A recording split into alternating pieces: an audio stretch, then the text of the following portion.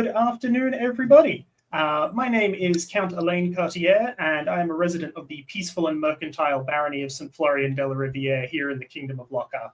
I would like to start by introducing you to three of the teachers who will be at Rowany Festival with us this year. We are lucky to be joined enough by Duke Lars. Lars has fought in many kingdoms and has competed in some of the most heavily contested tournaments, such as the Heroic Champions at Penzig. He also holds a duchy and a knighthood in the Kingdom of Northshield and has been admitted to their Order of the Saltire, Northshield's equivalent of Lockhart's Prometheus. He is also an expert in the snap and its many variations. We are also joined by Duke Tom. Tom holds his duchy, pelican, and knighthood in Northshield. He is also a member of their Order of the Saltire. He's originally from the Middle Kingdom, where he learned to fight alongside fighters such as Duke Branos, Duke Ragnvalder, and many others. Tom is a master of the one true weapon form and waging war. Mistress Wu is a pelican and Chinese heraldry specialist. Wu has served as Ragged Staff Herald, Beacon Principal Herald, Lantern Herald, Aegis Herald, Martha Persueven, and is currently Clarion Education Herald. While Wu isn't with the Heralds, she is wreaking havoc on the warfield with her polearm. Alongside our teachers, I am joined by our very own Mistress Isabella de Bordeaux. Isabella is Lockhart's most recent Kingdom Herald and is a pelican of their Majesty's Court. Thank you very much for joining us all this afternoon. To start off with, everyone is going to be at Festival this year. It is our biggest event for the Kingdom. Obviously, there's going to be many people there, and some of them might feel a bit shy about coming up and talking to you. Is there a topic or question that you are always happy to talk about? And we might start with Duke Tom. So for me, at least, I'm pretty good with talking with anybody. Usually it's harder to shut me up than it is to get me talking. So it just kind of come up and ask me a question. Happy to talk with people about anything, whether it's the weather or the crazy amount of killer spiders that you have or any of those things. You know, especially places not to go if there's killer spiders. I would like to avoid all of that. Very good. How about yourself, Wu? Will people be able to talk with you about? Yeah, dude. Well, if I'm in armor, I prefer to be talking about fighting. But outside of armor, I'm happy to talk about any aspect of heraldry. I do everything from voice heraldry to book heraldry, and my emphasis is on administration. So if people have a question specifically about process, I'm happy to talk about that. Awesome. And Lars, what's one thing people can always talk to you about? I mean, I feel like fighting is pretty obvious. Fighting either melee or single, I'm always happy to talk about. I love geeking out over essentially any martial art. I'm a student across a lot of different fields in that regard. So, and applying different martial arts to the SCA. Other than that, I just like talking about things people are passionate about. Like if you have a passion and you enjoy talking about it, it feeds my energy, and even if I don't know a lot about what you're saying, I can appreciate your perspective and things that you guys love. So I'm also pretty easygoing. It's one of the benefits of being in a kind of a small and I mean geographically large but population small and tight-knit kingdom is that our dukes tend to not be very stuffy. So we're very approachable, despite the stuffy, angry demeanor. I think we can relate in that regard. Lockhart covers a wide geographical area, but I think we've only got about 1,500 members or so. Awesome. Roughly.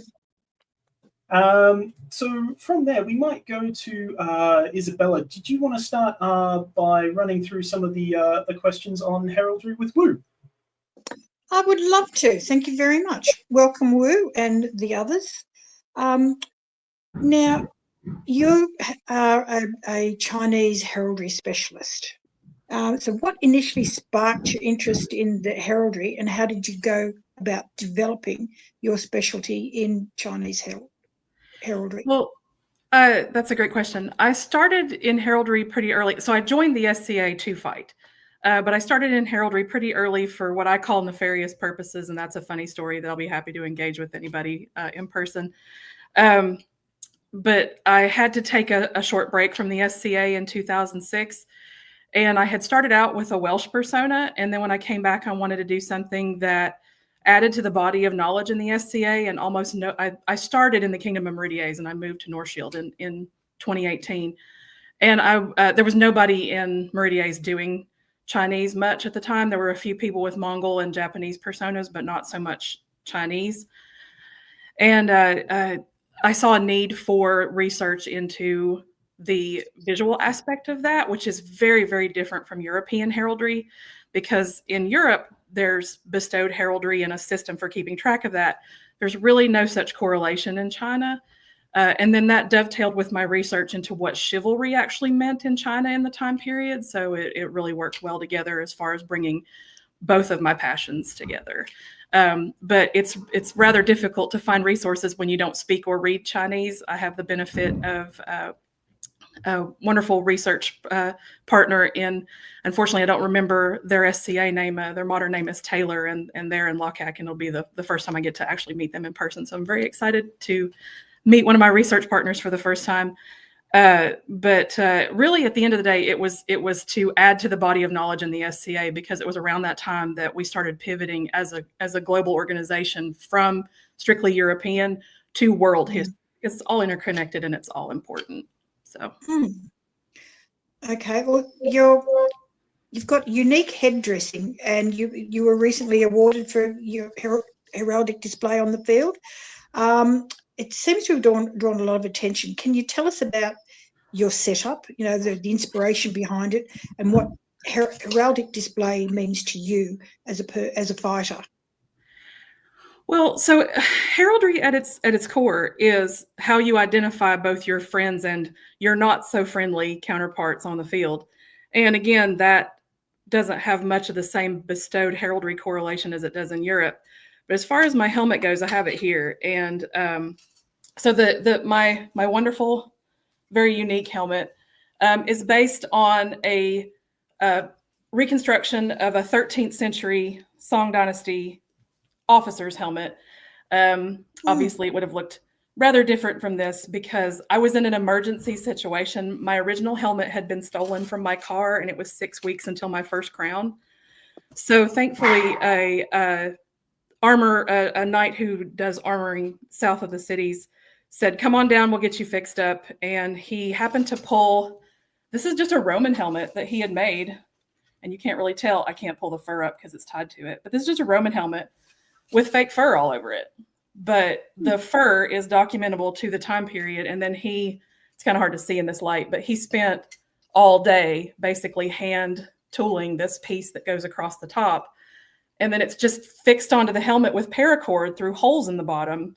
And so, about 2 or 3 times a year, I say it's time to reupholster the helmet, as I refer affectionately to the process that goes into this. He had one stipulation that someday, if I ever won crown, I had to rename it Regina. But for right now, it's called the Predator because of its very unique look. So to talk about as far as heraldic display and things like that on the field, and there was another question about, I'm going to kind of skip to a question and do 2 at the same time. Maintaining authenticity on the field as well as your heraldic display. If you can, I hate to say that it's as simple as covering it up, but that's all this is. It's just a cover up. So a lot of what I do is sports armor covered with other things. And then as far as heraldic display on the field, it serves 2 purposes. One, it says, "Here I am." And then at the same time, it does the boast for you. So the greater and more authentic your heraldic presence is on the field, the easier it is for people to find you, and the easier it is to kind of spread your renown. And I highly encourage everybody to throw your heraldry on everything, because otherwise, why would we go through the process of doing it? And it's a way for us to reconnect with what actually inspires us in period. It's the place where the modern person and the medieval people that we are playing on the field, that's where we meet. And that's why it's one of my passions. So, yeah, I can share your passion for pageantry, I must admit. Chinese heraldry is relatively rare in the SCA. So what have you found has been the biggest challenges in researching and recreating it? And what advice would you give to anybody else that's looking at non-traditional European heraldic traditions? So what I would like to stress is that the College of Arms, the way it is today, is not the College of Arms that it was 30 years ago. We do our very best to try to get people what it is that they want that also fills the aesthetic, right? And as far as Chinese heraldry is concerned, rather than having a system of things that were, sorry, I have a cat trying to get in my helmet. Sounds like a normal SCA thing. Yeah, it's not a problem. Well, the problem is he's a Norwegian forest cat, and so he's like twice the size of my Oh, gorgeous. Maine Coon. Sorry, excuse me. And I apologize. Where was I? I got caught up by the cat myself. I'm sorry. That's fine. Chinese aesthetic. researching. Okay. So European heraldry is built on a system. Show us the cat. Unfortunately, I can't pick up the cat because he's quite large, and he doesn't want me to pick him up. He's not my cat. He's a cat that actually lives where I'm at. But he's quite large and orange. I will try to post pictures later.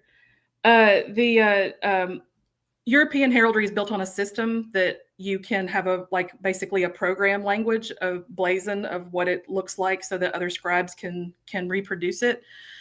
East Asian heraldry in and of itself doesn't follow that at all. It's about an aesthetic. And so a lot of my research has delved into what does the artwork show? What do the descriptions in manuals show? And we can recreate that in SCA systems. It's just a matter of getting creative with what we're looking at, because everything does. Rule number one in visual heraldry in the society is it must be drawn so as to be recognizable. So we may throw a particular kind of tree through registration, and then when it comes out the other end, we have the wonderful policy of artistic license, where as long as it's still a deciduous tree, you can make it look like a tree that would have existed in your time period, and so on and so forth. So a lot of what I do as far as counseling submitters is getting them through that process without being discouraged, because there's 99 times out of 100, there's a way to get people what they want and have it look like what we need it to look like as far as East Asian heraldry is concerned. Okay. So just to go to more the fighting side of things, for those that are interested in taking on, say, leadership roles, like being a war general, what qualities or skills do you think are most important for success in that area? So as far as my experience being general is concerned, you have to be as close to the people that you're working with as possible, in the sense that you need to be good at figuring out what people are both good at and enjoy doing.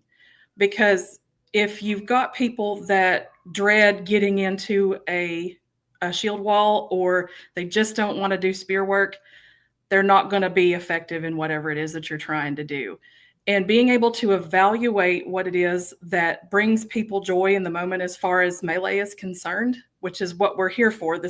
We're supposed to be having a good time together with our friends. You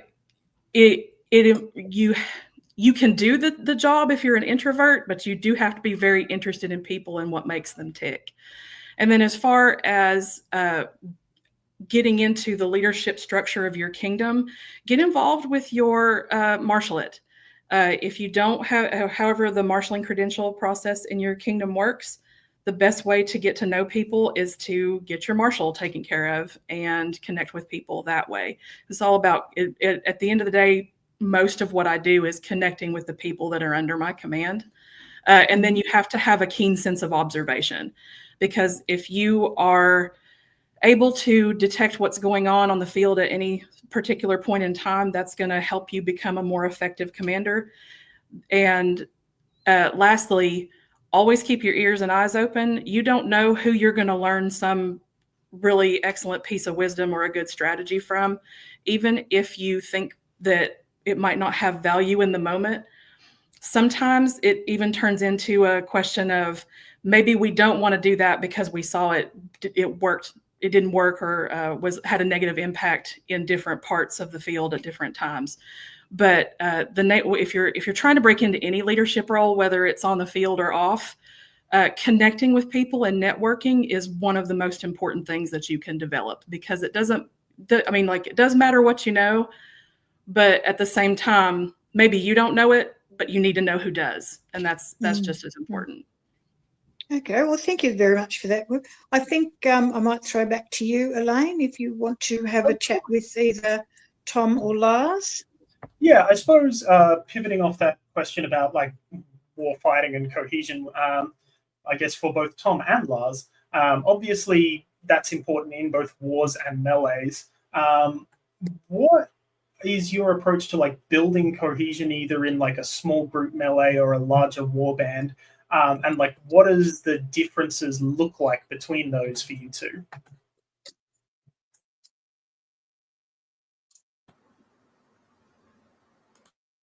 Go ahead and go first, Lars. Okay. So cohesion is best achieved by working with the same people as often as you can. So at your local practice, run through drills. What we used to do back when I was in Blood Guard is we would cap every practice with a drill where we all ran around and attacked different features of the parking lot we fought in, and would basically be like, you run command of the unit for 30 seconds or so, do various commands like charge, fall back, regroup, flank, point to things, and then you would and then at some point it would be, okay, Lars is dead, who's in command, right? And then someone else would jump and take command, and you'd go through the whole unit that way. So you all kind of learn how to jump up and grab command when you need to, because in melee you never know who's, like, you could say, hey, Lars is in charge of this battle, but I could die, right? Like I could take an arrow to the face and be gone the first 30 seconds. So you need to have your not a rigid command staff, because sometimes it just needs to be, someone just needs to step up and make decisions. The second thing I will say about cohesion is that it is not nearly as important as expedience. The currency of melee is time, and it is much more important to get somewhere and take a position or an angle rapidly than to be perfectly in order. A great example of this is they used to do wheeling techniques, where you were in a line and it would go wheel left and you'd go like this, and you'd go wheel right and go like this. It's really easy to pick that apart because it's slow, right? One half of the unit moves exceedingly slow and the other stands still. It's very easy to pick apart the angles and take that away. Whereas if you just say everyone go left, now they just all shift left, and it's way more effective. So that's what I would say, is don't get so wrapped up on cohesion that you lose the alacrity. Tom? Okay. So a couple of drills that I like, which are similar in intent to what Lars is doing, but the one, if you have a large group of people, say 20 or so people, you can divide them into 2 teams of 10, but you just scatter them around the field and tell each person individually before you start what team they're on, but not to say anything until lay on. At lay on, they have to reform on the fly to their teammates, and they don't just reform to each other, they're reforming towards the enemy. So if I'm orange and Lars is orange and Alain, you're blue, I'll yell orange, orange, orange, and I'll see who's near me, and I'll point at someone and we'll reform on them and attack them. And it doesn't matter if I do it, the other person does it. I don't care if they're an unbelt, a duke, doesn't matter. As long as we're all reforming on the enemy and attacking, that's better than standing around and waiting. If they're standing there trying to make a unit and we're pulling it apart as they try to get there, we're going to win that fight. Because again, time is your main thing. So the other one I like is kind of learning how to fight as a unit quickly, moving through targets. We used to just run the mid-roam a lot, where you take a stack of people that can die against a team that cannot. So you'll take a team of 4 people, they can't die. Then there'll be 1 person on the field. They have to kill that person, move on to 2 people, kill those 2 people, move on to 3, 4, and then 5. By the time you get to 4 and 5, you're getting pulled apart easier because you're just constantly fighting. You're not like killing the 1 and then wait for 2 more to come on. It's an immediate fight like it would be in a melee. So you have to reform on the fly. You have to keep your cohesion even when you're getting tired, even when you're chasing people all over. So it kind of builds that thought. Plus, you get to see how hard it actually is to do that, and it gives people a feel for it. So when they get to something like Penzik and they run 100 yards across the field like a crazy person, they kind of go, okay, I got to stay in my unit. I need to move. I need to look where I have to go, and manage their energy better. Yeah. That adaptability and being able to react to change and do whatever you need to on the battlefield is very important for war, and one thing I'm not very good at. So it'll be interesting seeing how you guys apply that on the warfield at Festival. Going off that, obviously, Tom, you are primarily a polearm fighter. Where do you see polearms fitting in sort of your overall approach to war fighting? And for, say, some of our newer polearm fighters out there, how do you think they can better leverage the potential of a polearm in a war scenario? Okay, so there are a couple different choices there, right? If you run primarily with a 6-foot polearm, you can run just behind the front rank of shields, and it depends on how your shield ranks work. When I was running with Lars and Bloodguard early on, before I moved to Northshield, I would hang 2 or 3 feet behind them, and they would pinball through people, and whatever was left standing, I just killed it. Because they wouldn't worry about killing every single thing that came through. They're killing the thing in front, they keep moving, which makes them effective. Anything that survives that impact, I kill it. Because it's usually somewhat discombobulated, but we're all part of the same engagement. So it works out pretty well. You just got to make sure you don't smash them in the back or anything like that. But it works okay with a 6-footer. The 7.5 footers tend to be, in my opinion, a little more effective working on a semi-static to a static front. They're pretty good on field battles. They can be okay on broken fields. I don't prefer them to be anywhere near the front ranks, generally speaking, for a bridge. I think they're just a weak point that spears will capitalize against. But and the same thing with 6-footers. But you can take a 6-footer at the back of a charge column. When it goes in and hits on the edge of a bridge, you can do a fair bit of damage with a 6-foot polearm in that moment. Like, you're not going to survive it any more than the shieldmen are going to survive it. But if you kill 4 or 5 people in that moment, you've achieved your goal. So I have a pretty fondness for that.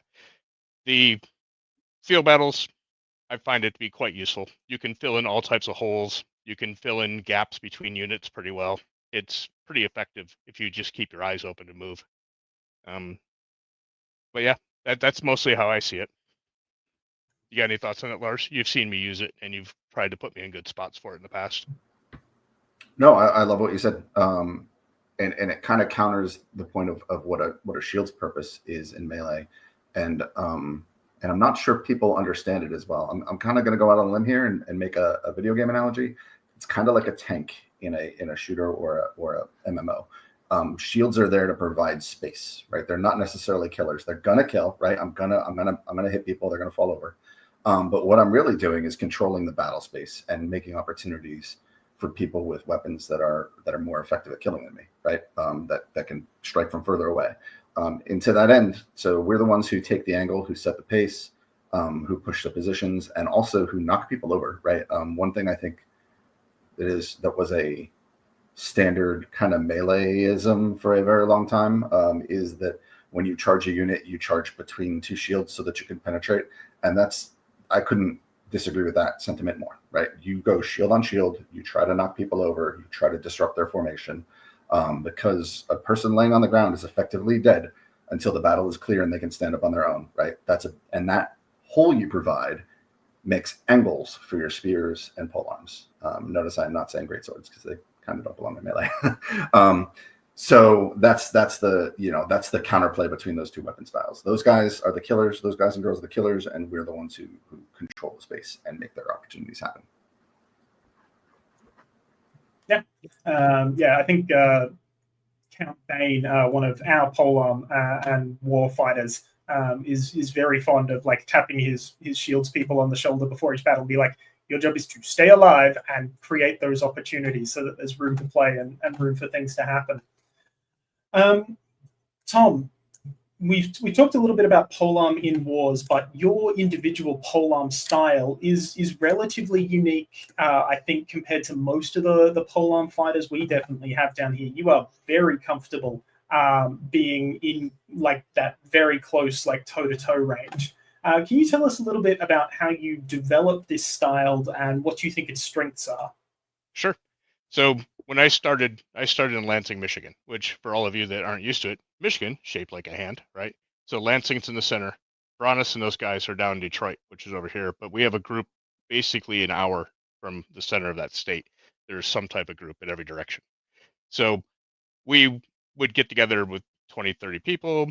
You know, you go out and you do a whole day of fighting. You got lefties, you got every type of shield type you can think of, but there weren't a ton of polearm people because they mostly in those days looked at it as a melee weapon. They didn't really do a lot with tourney. There were a couple that were at the time. And so I took some bits and pieces from them as I could when I was first starting. But the thing that made the biggest difference for me is that you can't run away, right? If you're playing in the list, you can maneuver, but you generally can't run. You're just going to die tired if you run away. So you have to be able to get in there and suffer through those slings and arrows to figure out how to fight close. And part of that what I did was I was lucky that a piece of ground outside of our fighting area was like denuded from people walking all over it. And it was maybe 3 feet across. And if I took both feet out of that space, I simply lost the fight immediately. So it forced me to stay there. Now the shieldmen that could fight me could go wherever they wanted. They could run in, through, around, whatever. But I had to stay there. So it got me used to getting my head beat in for a while. But after a while, you start to see opening angles. You start to see how you can get in there and block against the shield, get in there against the weapon, pin it back on them some. And over time, you start to realize you can do pretty much all the same things a sword and shield can. You just have to change how you do the motions. Like I have a shot that we like to call the helicopter. It kind of looks like a spinny thing. It's just a flat snap with 2 hands. That's all it really is. You have to do a few things to get there, but in the end, it's a flat snap. I like to take and pin people in. So most people are right-handed. I know video is probably weird, but it says the right hand. I try to put the polearm just below their basket hilt and try to push it back into their shoulder. Because if you can get it back into here, it's hard for them to move. It's hard to pull it down, and they can't throw anything hard enough with a wrist flick to make it matter. So you just kind of get in there, and then that gives you time to rest. It gives you time to see what they're doing, and all of that's very important. Now, the thing that people might not be catching on this, and I probably should have mentioned first, is you have to be able to change your hand grips. Like too many polearms stay in that long grip like they're a great sword with a teeny tiny blade. That's a mistake. You have to be used to moving through all 3 different ranges with different hand grips for each of them. You need to be able to maneuver with your feet. You can't just stand there. You got to be able to slide. You got to be able to move around. And you don't have to be particularly physically adept to do it. I'm 53 years old. I weigh 250 pounds. I've got 2 bad knees and a whole bunch of things wrong with me, and I can still move around just fine. So you don't have to be some athletic young person to make this work. You just have to think it out and practice and get used to moving your hands, get used to moving your feet, and not be afraid to get hit a little bit in practice. You only win practice by learning. You don't win practice by killing people. So, yep. Yep, would definitely agree with that last statement. And these next 2 questions will get Wu to jump in on as well, seeing as you fight polearm an awful lot as well. What do you both think the biggest misconceptions other fighters have are about polearms? And for newer people playing with polearms, what drills or exercises would you recommend to help them build confidence and skill? You want to go first, Wu? So I started fighting with polearm out of a physical necessity. When I was first starting out, nobody taught me how to hold my sword and shield properly. And so I sustained nerve damage from not knowing proper shot mechanics. And because of that, it's actually rather difficult for me to hold on to a sword and shield these days. I will, and I'm not bad at it, but it's still a physical limitation. And polearm helps me get around that. Being a shorter fighter, I'm only 165 centimeters tall. You do have to be cognizant of the fact that you're usually not the same size as the people that you're fighting. So if you're short and you're new to the style, you need to be able to, this is going to sound terrible. You need to be able to take a shot because you're going to do a lot of learning. You have a much greater learning curve. But the best advice that I can give somebody that's new to polearm is embrace the suck, so to speak. By by and large, most of the people that you're trying to fight want you to improve as much as you want to improve. And if you just stick with it, you will start to see those gains. Now, I have a slightly different polearm philosophy than His Grace, because I do fight with a butt spike and he doesn't. But I find that that lets me capitalize on the lower angles that Tom doesn't necessarily need, because he's taller and has a background in jiu-jitsu. Now, with all that being said, polearm is no different than learning any other style. You just have one big stick and one long skinny shield. So if you think of it in terms of your offense is also your defense and start to wrap your brain around that, it will make the style a little bit easier for you. Tom? Yep. To pigtail on the end of that, the one thing that we require, right, when we're looking at people for knighthood is there's Corpora's requirements, right? One of those Corpora requirements is being able to play chess. Chess requires you to think multiple moves ahead. Fighting a polearm requires you to think multiple moves ahead. If I'm throwing a thrust, I have to think of what are the options of where can they go after I throw that thrust. If it hits them, great, I win. But if I don't, what's going to happen? Like, where's it likely to go? What's my recovery? Where do I need to step? Where are they going to step?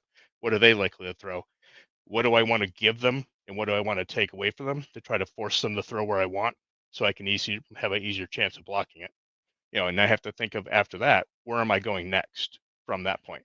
You can't just walk up and go, I'm going to flat snap this guy, kind of thing, and then have a big shield to hide behind. So you have to really think those angles out. You have to think all the different steps out. And that takes a bit for people. I think they think a lot of times when people pick up a polearm, they're just looking at like it's a big axe and everybody's a piece of wood. I'm just going to cut them down. Or maybe they think it's a spear and they're just going to stab them. And in reality, you have to be able to do both sides of that equally as well. You can't let one aspect of the weapon be good and the other side bad, because people will shut down your good side and just take advantage of your weak side. So you have to be able to do both, and you have to be able to think outside the box a little bit. It's a challenging weapon, like most all of the secondaries are. Sword and shield is a basic because of safety, and it can be quite, adventuresome in how you apply it. But it is a much more basic style than all of our secondaries, which require a lot more effort, and they can be a bit more dangerous to the people you're hitting. So you have to be in control. You have to understand what you're doing, and that takes a lot of commitment and time. And some folks just don't want to, and that's fine. That's part of why Sword and Shield's still around, right, Lars? No, that's a really great insight. Speaking of like adaptability and being able to change what you're doing, Lars, you're particularly known for being able to like shift between like a low crouch to exploding into action and commanding the fight from behind your shield. How do you assess your opponent and what they're bringing into the fight, whether that's their stance or their weapon choices, to determine how you approach things in single combat? So definitely a fighter's physical characteristics, right? How tall they are, what I think their reach is likely to be, how long their sword or polearm is, how fast I have to be to cut to an angle that is dangerous, and what kind of offense I have to deal with on the way to getting to those angles, and whether or not I can just wait in, like you said. Sometimes it's good to command.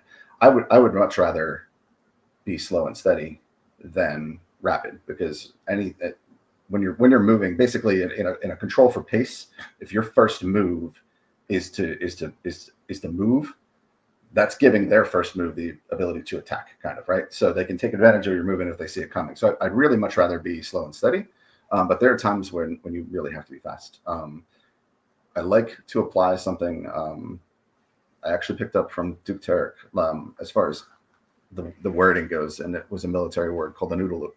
It's basically like a process, right? So you start and you do things that are safe, and while you're doing, and also like that you've done 1,000 times before or 100,000 times before, right? So you start off with like a really dangerous flat snap, for instance, and you might cut to a safe angle when you do it. That allows you to, like, you have done that so many times that your brain is completely free to just observe the way they react to it, right? So you apply kind of like the first layer of a process, And as you're doing that, and it also has to be dangerous, right? Like, so not just like not just a bullshit shot. It has to be something that's threatening and evokes a response. And then you can gauge the response. And then from that response, you can start to pick up plans, right? So and you can start to be like, okay, this is the way they did when they did that. I wonder if I throw it harder at this angle, maybe I can pin their hip, and then use that pin to move to another angle. Very similar to what Tom was saying about the chess moves, right? By taking that initiative and taking a safe but dangerous shot first, I can start to formulate more complicated plans and then figure out, do I need to move fast or slow? Can I rely on my shield, or do I need to rely on movement, right? So I hope that answers. Yeah, no, that's great. Really speaks to being able to read the fight and move through it and do what you need to. Speaking of flat snaps, many fighters see a snap as a fundamental shot. And from what I understand, a snap is one of your favorites, and you've got about 1 million ways to throw one. What do you think separates a good snap from a great snap, and how do people bridge that gap?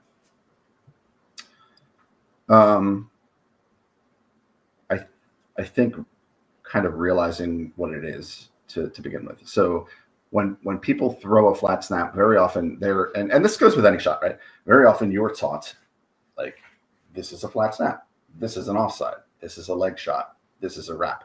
And people will go through their entire careers and that's the shot they throw. And at a certain point, no matter how fast or well-timed, like, speed and timing can get you pretty far, but at a certain point, you're going to reach a level of fighter where they've seen it, done it 1 million times, and as soon as they know your angle, they'll shut it down. So having the conscious thought of knowing how to change angle, and I have a unique gift where I can kind of change it on the fly. I'm certainly not going to ask that of almost anybody, but knowing that those possibilities exist, knowing that there are multiple ways to hit those holes and that the holes change, and that again is a cycle like the OODA loop that feeds into itself. Like, one flat snap gets blocked, it opens up another angle, right? And that other angle, then once they start blocking that, opens up a third angle, and then once they start blocking that, it opens back up the first angle. So they all work like a system. So seeing someone apply that kind of advanced planning in their shot selection is, I think, what separates it, right? Yeah, no, that's great. Being able to see those changes that you need is a really important skill, and definitely shows that people are getting to the point where they're starting to develop their own variations on shots.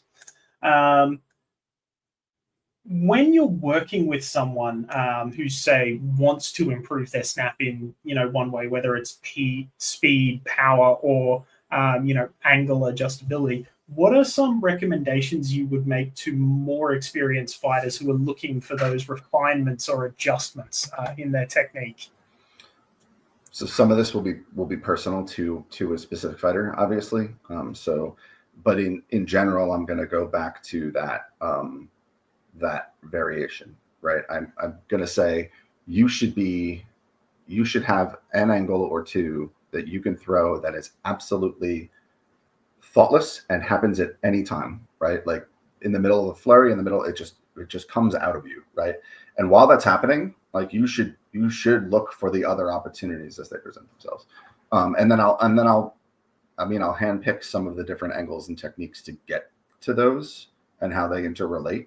But basically that's it. So sort of show them that how the angles work, and then have them play with it themselves, right? Like, that's I know it's kind of redundant with the previous one, but everything's got layers and it builds on each other, so that definitely makes sense. I suppose this is a question for all three of you, and whether this is advice you give someone or advice from your own personal experience, you can sort of take it however you like. Fighters often hit plateaus in their growth, whether that's short. I've had one that lasted like 12 months. How do you either help students, or how did you identify what you needed to do yourselves to get past those really annoying times when you just feel stuck in your fighting? And we might start with Tom. So, when I'm working on myself, when that's happened, I would usually change something up either add extra restrictions, like I can't use any of my top 3 favorite shots, or I have to hit a certain part of a person ahead of time before I can try to kill them, that kind of thing. Something to make me not think about the thing that I'm not doing right. Like whatever the thing is that I can't get through my head in that moment, I'll force it to think about something else and try to put that back to being a no-brain kind of thing. Insofar as working with people, if they have multiple weapon styles, I'll have them fight a little while with a different one, make them change their brain altogether, give them something different. Hopefully they have some fun with it. If they have fun, then try to get them to use that style for maybe half a practice or just a chunk of practice, something like that, just to give them a fresh look, reset their brain, let them have fun. If they're not having fun, it's really hard to get out of a doldrum. And then if they're really having a hard time, and this depends a little bit, like when I lived in Michigan, um, I'm fighting people like Bronis and Rambalder and a bunch of the other knights in the Michigan area, and sometimes it's hard to tell when you're getting better. Like, because as you probably know, like if our skill's up here and a new person's here, we don't blast them up here. We come down to here to try to fight them. They get better, we get better. They get better, we get better, and they don't always feel like they're improving, and it can feel like they're stuck when they're not. They're actually getting better.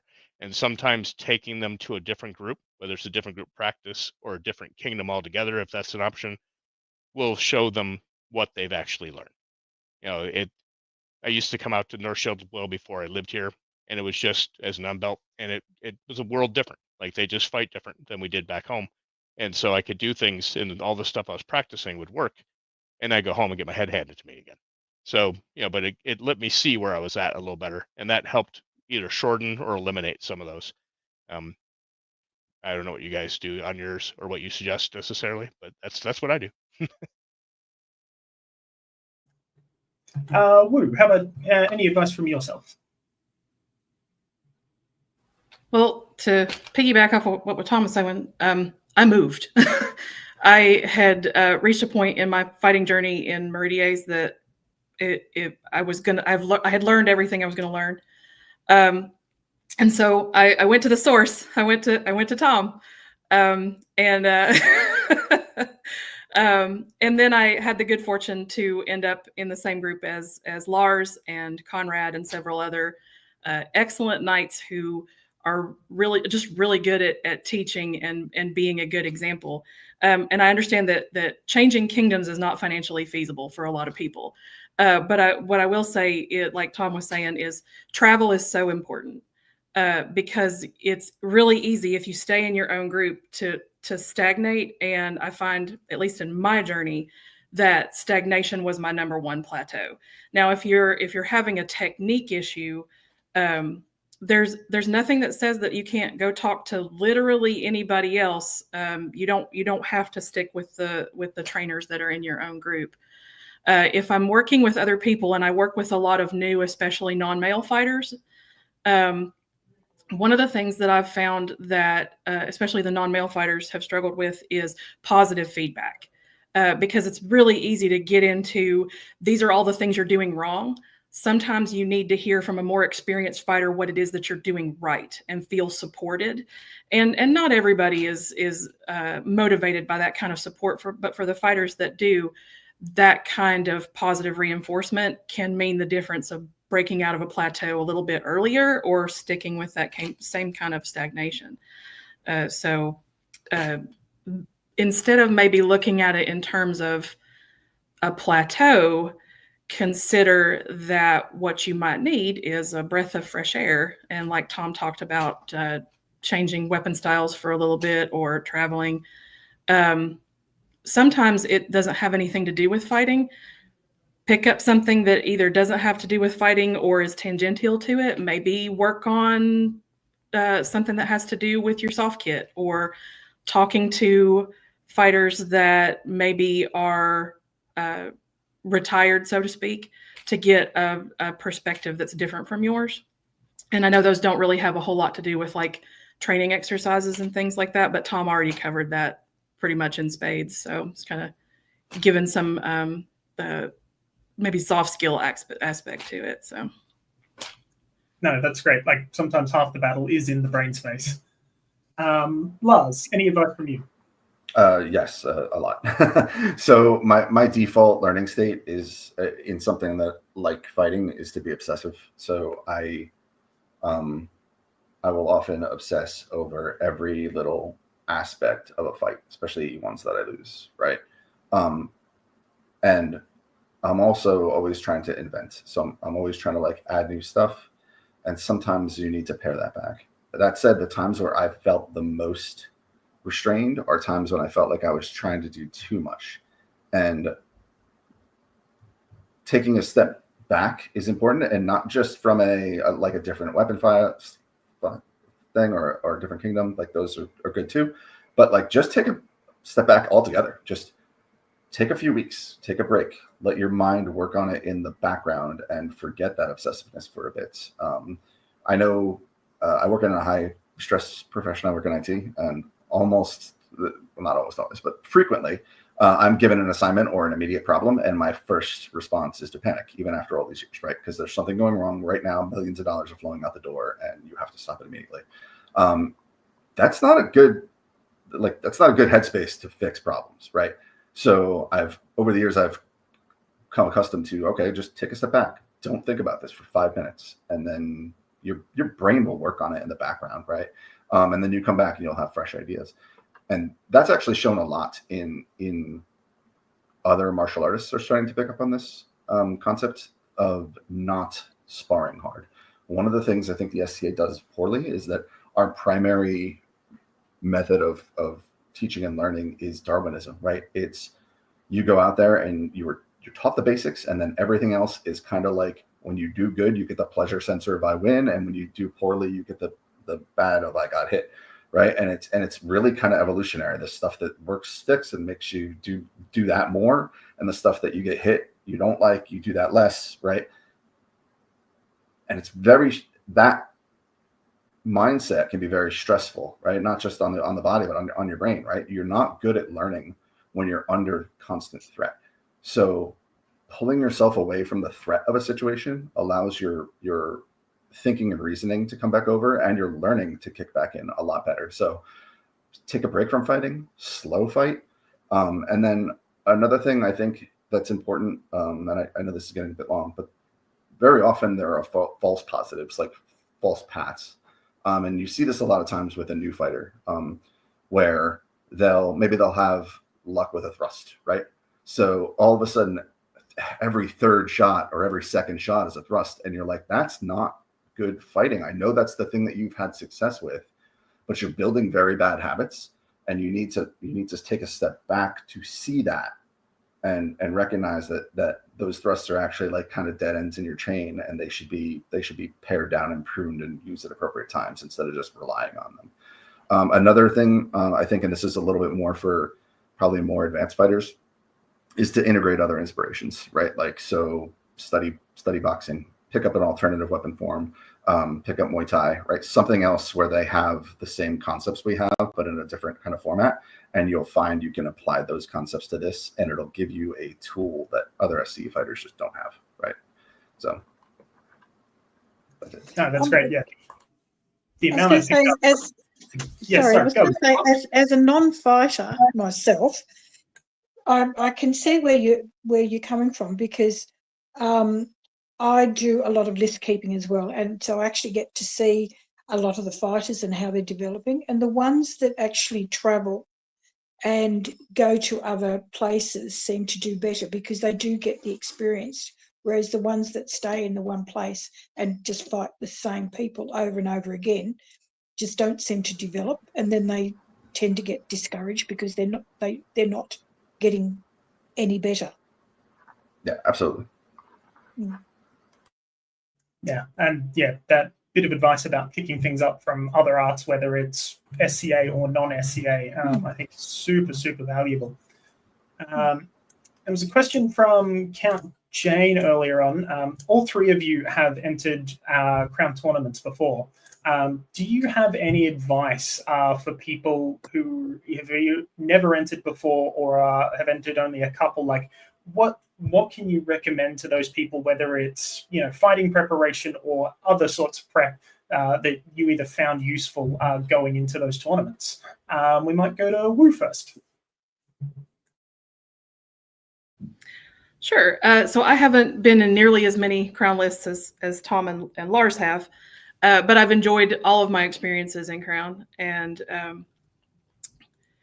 the best advice I have both like a amorphous and a concrete piece of advice. The concrete advice is have a spare chin strap. Have a spare chin strap. and then have spares of everything, because especially if you're like Tom and I and you fight a great weapon primarily, you're going to lose your thrusting tips. Have spare thrusting tips. And then as far as other prep is concerned, if you have never entered a crown before and you're thinking about doing it, the best thing you can do is go ahead and enter. Because when it's your first crown, you are never going to be more prepared than you are at that moment. Just go ahead and enter. And one of the things that I have talked to first-time entrants about is they're super worried about looking stupid or looking bad. Nobody thinks about it in those terms, as long as you're having a good, honorable fight. So the only way to prepare for the very different headspace of being in a crown is to fight in one. There's nothing else like it. So if you're on the fence about it, go ahead, talk to your consort and enter that first crown. It's the best way to start your preparation journey. So that's kind of what I've got as a vaguely newer crown fighter. I think I've been in 5 or 6 at this point. So that's really handy. Lars, how about you? Sure. Tone. Enjoy the experience first off, and realize that we do this for fun. Everything we're doing out here is to enjoy time with like-minded people, and I think it's important to not lose sight of that.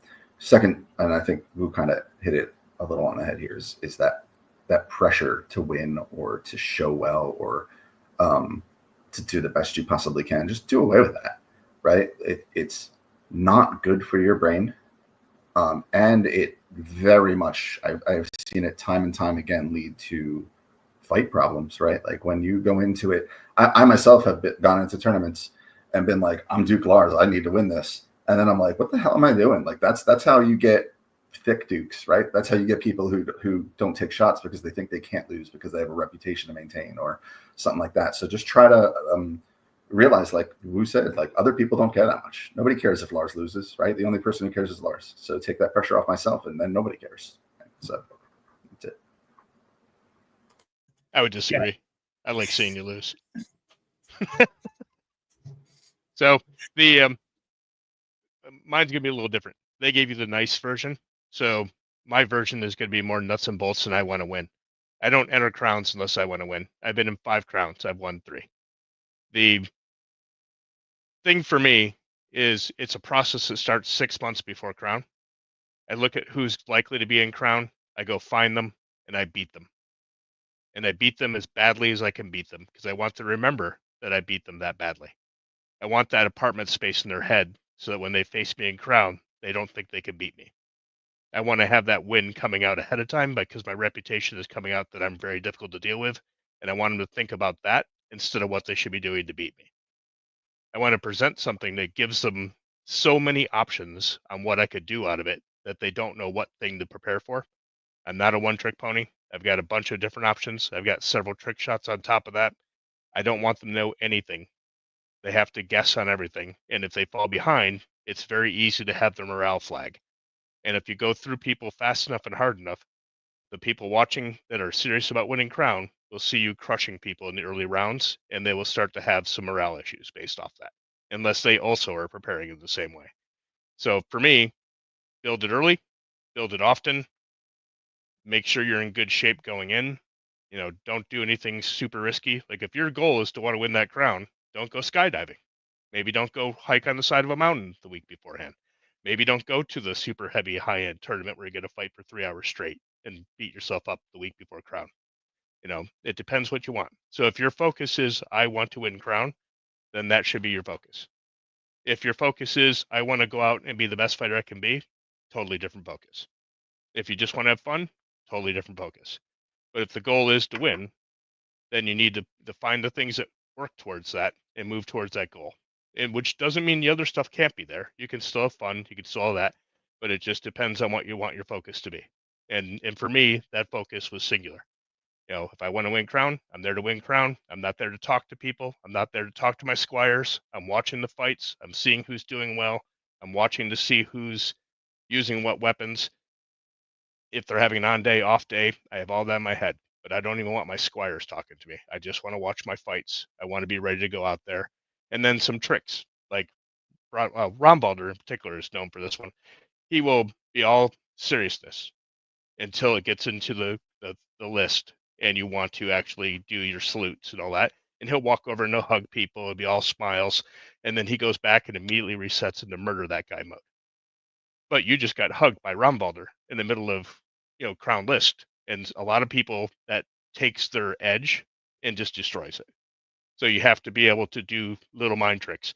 If someone always wants to stand on the left side of the list, get out there first, stand on that side of the list, make them stand on the other side. It's just a little mind trick, but it's a thing that messes with people. So again, maybe not the nicest, but if your goal is to win, and it's not something that's immoral, it's just doing something to mess with them, then do it. Yeah, at a certain level, like those little 1% things, whether it's mind space or headset or taking a different spot on the field, definitely start to add up and can contribute to a win on the day. We are starting to approach the end of this interview. First of all, thank you all so much for your time and joining us today. We'd like to take a page from the last interview that was conducted and ask two final questions of each of our guests. The first of all, obviously, like the SCA focuses a lot on like the European chivalric virtues, but everybody interprets them differently. Everybody has a different view on them. What do you think, or what is your favorite of those and why? And on a slightly less serious note, if you had to hang out with one of the Ninja Turtles, who would you pick? And we might start with Lars. Sure. I kind of think that ranking the virtues is in itself a question-based in fallacy. They're meant to work as a system, and an excess of any one virtue itself becomes a problem, right? We don't have to look too far in history to see, for instance, piety or faith being abused. And humans have a really good knack of justifying any behavior they want. And they do it in, you're never your own bad guy. So they do it in a term that makes them feel good about the actions they're taking, even when they're despicable. So I think that it's important to balance them as much as humanly possible, and to realize that it's a system, and to not abuse that. And then probably Donatello, I guess, despite the fact that he's the one with the alarm, right? Maybe not. Tom is my Donatello, I guess. So there we go. That's it. Cool, thank you. Nice segue to Tom. All right. So for me, I'll start with Ninja Turtle, Leonardo. He's the leader. He's the cool-headed one. I always thought he was the most interesting to me in that regard. Insofar as the virtues go, anyone that's an unbelt that has traveled maybe throughout Northshield, which the drives tend to be 4 to 8 hours long, pretty much the first thing I ask when they're trapped in the car, in all seriousness, so they think it's like an official Duke thing saying, is what's the most important virtue? Like no lead up, no nothing. Just put them on the spot and let them go. And what I'm really looking for is for someone to say they're all important, basically, like Lars pointed out, like they have to be done in a balance, and you can't do to excess because it comes to sin, that kind of thing. You can have a favorite, however, and your question was a favorite. And so my favorite is franchise, because inside the SCA, I think franchise makes more of a difference to society than any of the others individually do, because you can do a lot with franchise. And for those unfamiliar, I don't mean go buy a Subway and start selling sandwiches. I mean what it actually is, where you show your station, you do what your station's supposed to do. The more we are given in the society, whether it be titles or peerages or anything along those lines, or positions like general, for instance, in Wu's case, you get that, but there's an expectation you need to give back more than you were given. So we need to foster a good environment for people to enjoy the SCA. We need to do a better job of training people so they don't have to suffer the same way we did to learn things. We need to make it a safe space for people when they want to show up, no matter what they are. If they're LGBTQ, or they're just a nerdy kid that can't talk to anybody, or they're a 50-year-old person that just figured out this exists and they want to learn how to fight. Maybe it's not the greatest when you're starting in your 50s, but you got to give them that chance and do your best to help them. And I think that's where people in our positions are. Should be, I don't know if it always is, but it should be expected of us, and we should expect that out of ourselves. So to me, franchise is my favorite because I think it does the most good for the society writ large. Very nice. And Wu. So when Tom first asked me the question of which virtue is the most important, the first thing I retorted was which system, because I teach a class on what chivalry was like in China, and it's wildly different because the values are wildly different. The culture that shaped them is wildly different. I will talk. One of the things I'm passionate about that people can just walk up and talk to me about is I will talk at length about this. So again, same with the previous two answers. There is not one that is more important, but I will talk about my favorite. And in Chinese chivalry, it's truthfulness and mutual faith. And it's the idea that this is the part that is the idea that we can all treat each other fairly in our dealings, no matter what it is that we're doing. And that is, I feel like it does dovetail with the idea of franchise, just slightly differently, a different way of looking at it. Truthfulness and mutual faith is what all combat in the SCA is based on the idea that you're going to follow the rules, I'm going to follow the rules, and we're going to have a good time together. So I feel like that's a great way that we stay in touch with the personas and the people in period that inspired us. And as far as which Ninja Turtle would I hang out with, I mean, Donatello's great, Leonardo's my guy, but I'm going to have to go hang out with Raphael, because as far as character arcs are concerned and growth and where they ended up in the story, there's an awful lot of personal parallels, and I would have to go sit and hang out with him for a while. So that's really Sounds cool. good. I think a bunch of us will come and chew your ear off about the differences in the systems, because that sounds absolutely fascinating. Definitely. So with that brings us to the end of our time together for now. Wu, Tom, and Lars, thank you so much for your time and your wisdom today. It's been really lovely getting to chat with you all. And I really look forward to having you at Festival and everybody else getting to meet you and play with you, whether that's in armor or talking about heraldry or anything else across the week. Isabella, thank you very much for co-hosting with us today. You're very welcome. Does anyone have any closing thoughts or anything else they want to say before we wrap up? You guys have not really. Just want to say thanks. This has been a great experience. You guys run a very professional show, and I loved answering these questions. Awesome. Thanks for the invite and the time. Do you want to go last, Wu? Yeah, I'll go last. Go ahead and hit it, Tom. So yes, like Lars said, thank you for this. It's been great fun. I always love talking about anything SCA and fighting, especially One True Weapon, because sooner or later we'll get people converted over to that. That'll be good. But the and no butt spikes, of course. The important thing to me is I'm really looking forward to getting out to Lokak and getting to meet people. Whether I get to fight people or just chat with people, I just love meeting people throughout the society and hearing what their story was. It's just been an excellent time. And yes, I will try to get Yuri on the picture here for you, Tashi. But I can't guarantee he doesn't like my outfit. He's afraid of it. So trying to get a 120-pound puppy to walk over here is being tricky. But I'll try. So, you will. Well, while Tom is working on wrangling the very large dog, Tom keeps Newfoundlands. Like Tom and Lars have said, I'm just really excited to come experience everything that Festival has to offer. I've gotten several people reach out to me so far just to say, hey, I've heard you're going to be here and I'm excited to talk to you. We were supposed to have Known World Heraldic and Scrabble Symposium in Lokak, and then unfortunately COVID hit. There's the great Fluffinator. Oh, it's gorgeous. Oh, look at that face. There he is. Beautiful.